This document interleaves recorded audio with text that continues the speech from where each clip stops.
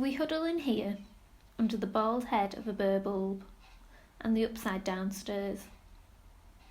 Walled in by magazines, knitting patterns, and boxes of might-be-needed things. We sniff up the tang of cherry blossom shoeshine, musty cloths, and a manky mop. Blood red beets and tiny vinegared skulls glisten in trembling jars.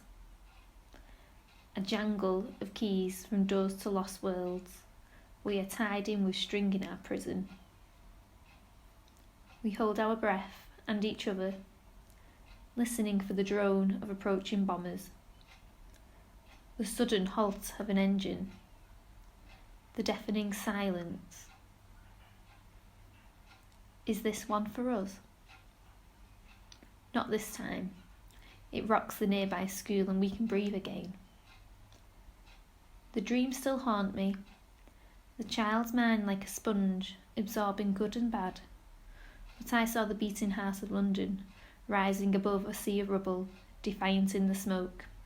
St. Paul's, a symbol of hope, the turning of the tide.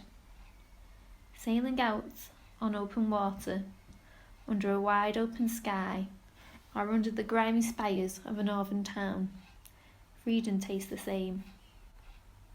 Glorious.